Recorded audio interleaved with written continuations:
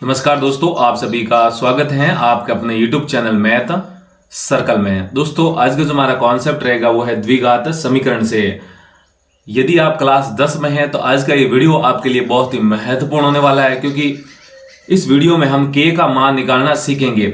अब ये जो k का मान निकालना है, ये आपकी जो बोर्ड की परीक्षा होती है उसके वार्षिक परीक्षा में क्लास 10 की, उस परीक्षा में 2 नंबर का सवाल ये हर साल पूछा जाता है। मतलब ये सवाल हर बार रिपीट होता है, हर बार आता है, जिसमें आपको k का मान ज्ञात करना रहता है। तो यदि आप क्लास 10 में है तो इस वीडियो को पूरा जरूर देखिएगा, ठीक है नहीं। ये कॉन्सेप्ट बहुत ही इंपॉर्टेंट है आपके लिए। तो देखिए, हम सवाल करते हैं। देखिए सवाल क्या है, निम्न प्रत्येक द्विघात समीकरण में k का मान ज्ञात कीजिए कि उसके 2 बराबर मूल हो। ठीक है, हमें k का मान ज्ञात करना है। ये हमें 2 द्विघात समीकरण दी गई है, इनमें जो है k आप देख सकते हैं, k यहाँ पर इस k का मान गायब है, तो हमें इस k का मान ज्ञात करना है, जिसके लिए इन दोनों द्विघात समीकरणों के लिए मूल क्या हो, बराबर हो। ठीक है, तो ये जो है मूलों की प्रकृति से जुड़ा हुआ कॉन्सेप्ट है, यानी कि डी विविक्तिकर, डी यानी कि डिस्क्रिमिनेंट। तो यहां पर देखिए, मैं पहला सवाल लिख देता हूं। तो देखिए पहला सवाल क्या है, 2x² प्लस kx प्लस 3 बराबर क्या होता है, 0 होता है। ठीक है, ये एक द्विघात समीकरण है। तो मैं आपको एक द्विघात समीकरण का व्यापक रूप बता देता हूं। ठीक है, जो जो इस सवाल में जरूरत पड़ेगी वो सारे कॉन्सेप्ट मैं बता देता हूं। देखिए, द्विघात समीकरण का व्यापक रूप, जो द्विघात समीकरण का व्यापक रूप तो होता है वो क्या होता है, ax² plus bx plus c बराबर क्या होता है, 0 होता है। ठीक है, तो हम क्या करेंगे, सबसे पहले इस द्विघात समीकरण यानी कि इस व्यापक रूप से इस द्विघात समीकरण की तुलना करेंगे और यहां से हमें a, b और c के मान निकालेंगे। ठीक है, तो आप देख सकते हैं यहाँ पर x² का गुणांक क्या है, a है, जबकि यहाँ पर x² का गुणांक क्या है, 2 है। तो इसका मतलब a का मान कितना हो गया, 2 हो गया। तो सबसे पहले हम यही लिखेंगे, यहाँ पर a बराबर, यहाँ पर हमारा मान कितना आया, 2 आया। ठीक है, अब आप देख सकते हैं द्विघात समीकरण के व्यापक रूप में जो b है वो क्या है, x का गुणांक है।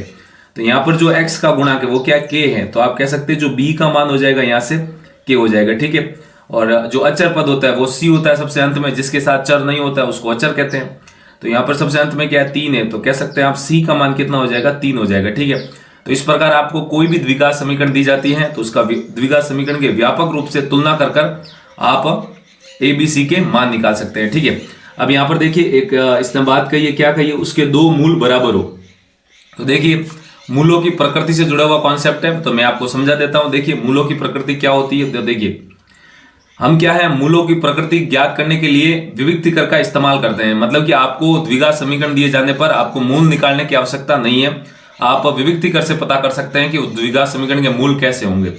तो यहाँ पर जो विविक्तिकर यानी कि डिस्क्रिमिनेंट होता है वो डी होता है, यहाँ पर बड़े डी यानी कि कैपिटल डी से लिखा जाता है, और इसका मान क्या होता है, b² माइनस 4ac। ठीक है, b² माइनस 4ac, इससे हम मान निकालेंगे। तो देखिए पहली शर्त क्या है, यदि d ग्रेटर देन 0 हुआ यानी कि d का मान पॉजिटिव यानी कि प्लस में आया तो मूल वास्तविक तथा भिन्न भिन्न होंगे। ये बात याद रखिएगा, ये आपको याद रखना है। d ग्रेटर देन 0 यानी कि d का मान अगर प्लस में आया तो मूल वास्तविक तथा भिन्न भिन्न होंगे। दूसरी शर्त क्या है, यदि d बराबर 0 यानी कि d का मान 0 आया तो मूल बराबर तथा वास्तविक होंगे। तो याद रखिएगा मूल बराबर होते हैं, यानी कि दोनों मूल एक ही जैसे होंगे और वास्तविक होंगे। यदि d लेस देन 0 यानी कि d लेस देन 0 का मतलब 0 से छोटा मतलब ऋणात्मक संख्या आया तो मूल क्या होंगे, काल्पनिक होंगे। ठीक है, ये बात याद रखना है। तो यहाँ पर आप देख सकते हैं इस सवाल में क्या कहा गया है, उसके 2 मूल बराबर है, यानी 2 बराबर मूल है। तो देखिए इसमें 2 बराबर मूल कब होते हैं, मूल बराबर तथा वास्तविक यानी कि मूल बराबर कब होंगे, जब d का मान क्या होगा, 0 होगा। तो हमें क्या करना है, यहाँ पर d का मान पहले से ही 0 कर देना है, हमें यहाँ पर d का मान नहीं निकालना है। हमें इसने जो रिजल्ट है वो पहले ही दे दिया है, d बराबर 0 होता है तब मूल बराबर होते हैं, या फिर आप कह सकते हैं जब मूल बराबर होते हैं तब d का मान 0 होता है। इसका उल्टा पूछ रहा है, तो हम यहाँ पर क्या करेंगे, विविक्तिकर जो d है उसका मान 0 कर देंगे। ठीक है, तो यहाँ पर लिखेंगे मूल बराबर है, इसीलिए d बराबर क्या हो जाएगा, 0 हो जाएगा। d मतलब विविक्तिकर का मान हमें यहाँ पर 0 करना है। इस सवाल ने कहा है उसके 2 बराबर मूल हो, तो बराबर मूल होने के लिए d का मान 0 होना पड़ेगा। अब हम जानते हैं कि जो d होता है विविक्तिकर, उसका सूत्र क्या होता है, विविक्तिकर बड़ा D बराबर क्या होता है, g² माइनस 4ac। ठीक है नहीं, तो हम जानते हैं विविक्तिकर d का जो सूत्र होता है वो क्या होता है, b² माइनस 4ac होता है। तो हम क्या करेंगे, अब देखिए इसको ध्यान से देखिएगा, यहाँ पर d बराबर क्या है, 0 है। अब d बराबर क्या है, यहाँ पर b² माइनस 4ac है। इसका मतलब ये भी d और d के इधर वाला पक्ष 0 है और इसमें d के इधर वाला पक्ष 0 है, मतलब ये दोनों क्या होंगे, बराबर होंगे। तो कहने का मतलब b² माइनस 4ac ये बराबर होगा किसके, 0 के बराबर, ठीक है नहीं। तो आप देख सकते हैं डी यहाँ पर भी 0 है और डी यहाँ पर भी बी स्क्वायर माइनस 4ac है, तो ये दोनों बराबर हो जाएंगे। तो मैंने बी स्क्वायर माइनस 4ac बराबर 0 कर दिया। अब यहाँ पर जो बी और ए सी है ये क्या है, हमने मान निकाल दिए ऊपर, बी का मान, सी का मान और ए का मान, तो हम इसमें रख देंगे। तो बी क्या है यहाँ पर के, तो यहाँ पर लिखेंगे के स्क्वायर माइनस 4ac का मतलब 4 4 गुणा ए गुणा सी, तो ए का मान यहाँ पर कितना है 2 गुणा सी का मान कितना है 3 और बराबर में कितना आ जाएगा 0 आ जाएगा, ठीक है। इसको सॉल्व कर लेंगे हम। तो देखिए के स्क्वायर माइनस 4 गुणा 2 कितना हो जाएगा आपका 8 और 8 गुणा 3 कितना हो जाएगा 24, तो यहाँ पर लिखेंगे 24 और बराबर में क्या हो जाएगा 0 हो जाएगा, ठीक है। अब हमारे सामने ये क्या है, एक द्विघात समीकरण बन गई। क्या बन गई, द्विघात समीकरण। तो हमें इसे गुणनखंड विधि के द्वारा सरल करना है। तो यहाँ पर इसके गुणनखंड करने के लिए सबसे पहले इसको के स्क्वायर का के स्क्वायर लिखना है और 24 इसको लिखेंगे अंडर रूट 24 का वर्ग लिख देंगे, ठीक है नहीं, अंडर रूट 24 और इसका कर देंगे वर्ग और बराबर में क्या हो जाएगा 0 हो जाएगा। मैंने अपने एक वीडियो में गुणनखंड करना सिखाया है, वहां पर मैंने सारे द्विघात समीकरण के टाइप भी बताए हैं कि कौन सा टाइप आने पर उसके गुणनखंड विधि के द्वारा कैसे हल निकालते हैं। तो यदि अभी तक वो वीडियो नहीं देखा है तो उस वीडियो का लिंक मैंने इस वीडियो के डिस्क्रिप्शन बॉक्स में दे दिया है, पहले आप वहां पर क्लिक करके देख ले कि गुणनखंड कैसे ज्ञात किए जाते हैं। तो ये जो रूप है वो कैसा है, इस समीकरण से मिलता जुलता है, यानी कि ए स्क्वायर माइनस बी स्क्वायर। अब ए स्क्वायर माइनस बी स्क्वायर के जो गुणनखंड होते हैं वो क्या होते हैं, ए माइनस बी गुणा में क्या हो जाएगा ए प्लस बी हो जाएगा, ठीक है। तो ये इसी के जैसा दिख रहा था तो मैं इसको ऐसा बना दिया। अब ए स्क्वायर माइनस बी स्क्वायर, यहाँ पर आप देख सकते हैं ए की जगह के आया है और बी की जगह क्या है अंडर रूट 24 आया है। तो ए माइनस बी और ए प्लस बी इसके गुणनखंड हो जाते हैं। तो इसके गुणनखंड क्या होंगे, के माइनस अंडर रूट 24 गुणा के प्लस अंडर रूट 24, ठीक है, और बराबर में क्या हो जाएगा 0 हो जाएगा, ठीक है। अब ये दोनों गुणा होके 0 हो रहे हैं, इसका मतलब यहाँ तो ये 0 है या फिर ये 0 है, यानी कि के माइनस अंडर रूट 24 बराबर 0 या फिर के प्लस अंडर रूट 24 बराबर 0, ठीक है। यहाँ से ये माइनस का अंडर रूट 24 उधर जाएगा तो कितना हो जाएगा प्लस का अंडर रूट 24 और यहाँ से ये के प्लस का अंडर रूट 24 उधर जाएगा तो माइनस का अंडर रूट 24, ठीक है। तो यहाँ पर आप देख सकते हैं के दो मान आ गए, एक आ गया माइनस अंडर रूट 24 और एक आ गया प्लस का अंडर रूट 24, ठीक है। तो यहाँ पर हमें के मान प्राप्त हो चुके हैं और सवाल ने हमें यही पूछा था। सवाल ने क्या कहा था कि निम्न द्विघात समीकरण में के का मान ज्ञात कीजिए, जिसके लिए जो द्विघात समीकरण है उसके दोनों मूल क्या हो बराबर हो। तो दोनों मूल बराबर होने के लिए हमने डी का मान 0 कर दिया, तो विभक्ति का डी बराबर बी स्क्वायर माइनस 4ac होता है। तो यहाँ से 0 है तो इसीलिए बी स्क्वायर माइनस 4ac 0 के बराबर कर दिया, ए बी सी के मान रख दिए और यहाँ से हमें के मान प्राप्त हुए। तो उम्मीद है आपको समझ में आया होगा किस प्रकार के मान ज्ञात करते हैं, ठीक है। तो देखिए हमारे सामने क्या है दूसरा सवाल, के x into x minus 2 plus 6 बराबर क्या है 0 है, ठीक है। अब इस सवाल के अंदर हमें क्या है के का मान निकालना है, ठीक है। तो सबसे पहले क्या करेंगे हम, जैसा उस सवाल में किया था वैसा ही इस सवाल में भी करना है। क्या करेंगे, इस जो सवाल दिया द्विघात समीकरण इसको हमें व्यापक रूप से तुलना करनी है। तो ए एक्स स्क्वायर, तो यहाँ पर एक्स स्क्वायर का पद है ही नहीं, तो हम क्या करेंगे इस के एक्स को, ये जो 2 है नहीं एक्स माइनस 2, इससे गुणा करवाएंगे। सबसे पहले इसको सरल करेंगे, ये सरल हो रहा है। तो के एक्स को एक्स से गुणा कराएंगे, यानी कि के एक्स का गुणा एक बार एक्स के साथ तो क्या हो जाएगा के एक्स स्क्वायर हो जाएगा। फिर के एक्स का एक बार माइनस 2 के साथ गुणा तो क्या हो जाएगा माइनस का 2 के एक्स हो जाएगा, ठीक है। और ये प्लस का 6 और बराबर में क्या बन जाएगा 0 बन जाएगा, ठीक है। तो अब यहाँ पर देख सकते हैं जो द्विघात समीकरण का व्यापक रूप होता है उसके जैसी ये समीकरण बन चुकी है। अगर नहीं है तो आपको बनानी है, याद रखना ये बात। यहाँ पर X square A X square plus B X plus C बराबर 0 है। एक्स स्क्वायर का गुणांक ए है, तो यहाँ पर जो एक्स स्क्वायर का गुणांक है वो क्या है के आया, तो यहाँ पर लिखेंगे ए का मान क्या है के है, ठीक है। यहाँ पर x का गुणांक क्या है b है, तो यहाँ पर लिखेंगे x का गुणांक यहाँ पर क्या है b, यानी कि b बराबर यहाँ पर क्या है -2k। याद रखना ये बात, x के गुणा में क्या लिखा हुआ है -2k, तो मैंने लिखेगा b का मान क्या हो जाएगा -2k, ठीक है। c क्या होता है अचर पद होता है, तो यहाँ पर आप देख सकते हैं c अचर पद, यानी कि यहाँ पर क्या है 6 है। तो इस प्रकार आप a b c के मान ज्ञात कर सकते हैं, ठीक है। देखिए मैं आपको एक चीज बता देता हूँ, यहाँ पर मैं भूल गया था पहले सवाल में, तो देखिए अभी बता देता हूँ। A X square plus B X plus C बराबर जो द्विघात समीकरण का व्यापक रूप होता है, इसके अंदर ये जो a होता है नहीं, ए एक्स स्क्वायर का गुणांक ये 0 के बराबर नहीं होता है। इस बात को आप हमेशा याद रखिएगा, ठीक है नहीं।